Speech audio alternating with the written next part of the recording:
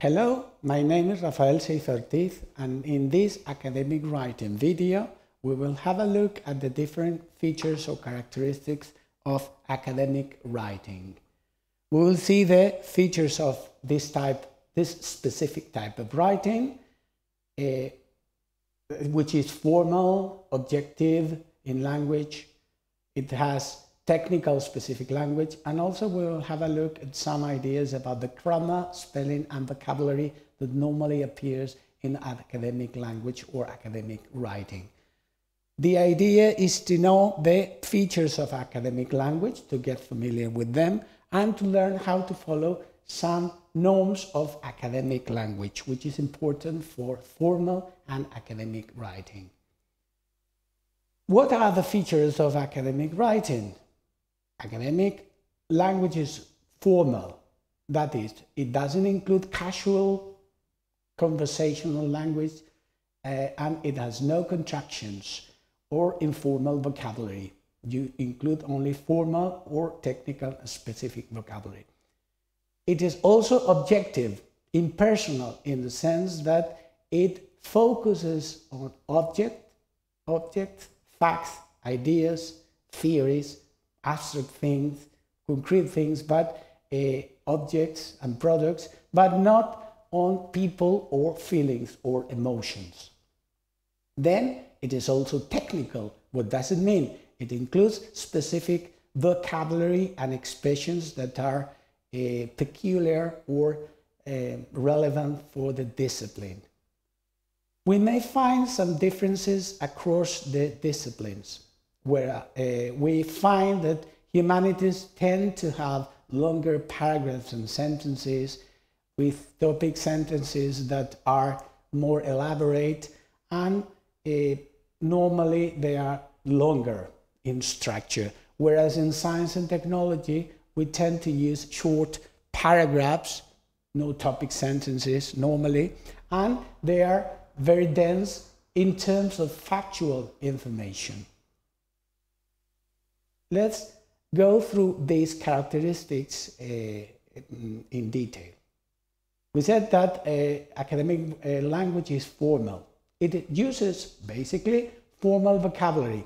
Here we have some examples. Instead of saying a bit, which is more colloquial, we would use alternatives which are more formal, such as somewhat, or insufficient rather than not enough. And you are not allowed to use contractions. For example, did not didn't. And also another important thing is that you have to avoid emotional or strong language to show your emotions. Instead of strong words such as wonderful or terrible, it would be a better idea to use other alternatives such as helpful, problematic, or some other more formal alternatives. And instead of using absolute positive or negative statements or words, you have to use more cautious language, more distant language.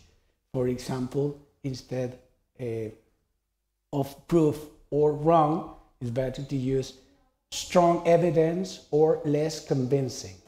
You have to always look for the more distant, formal, and less strong alternatives. Then it is also objective.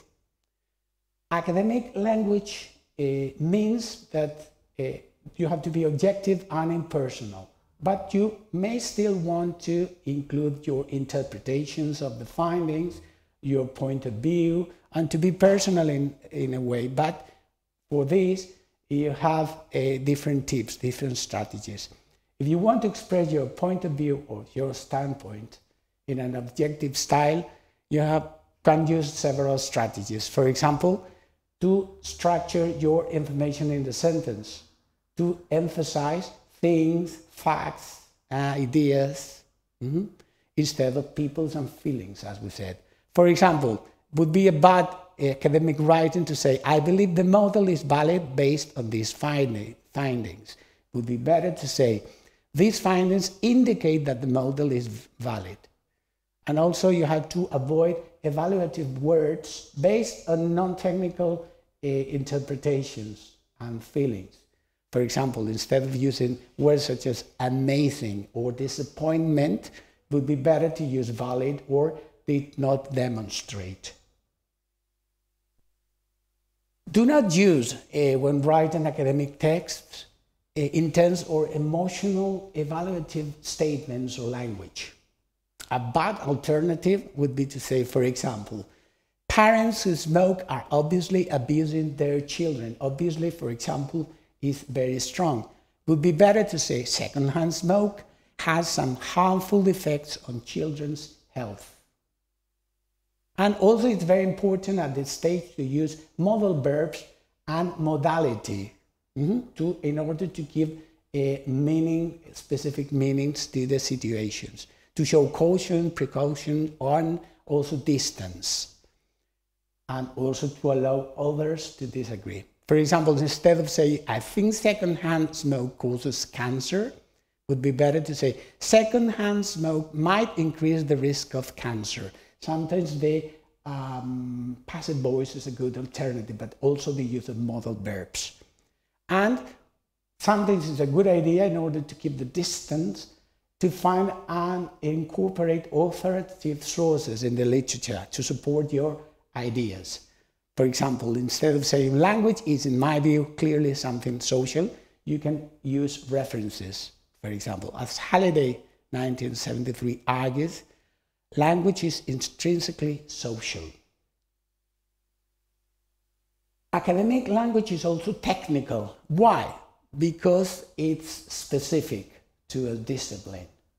And it is very important for you as a researcher to develop a vocabulary, a large vocabulary for the concepts, the ideas, and the facts that are topics that are specific to your specialty or discipline.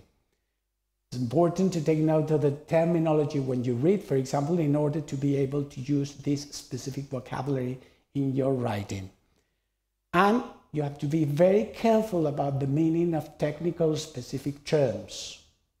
Check or double check words in dictionaries and in specific glossaries, and sometimes it's very good to understand the different key categories and relationships between the different words and expressions and concepts of your discipline.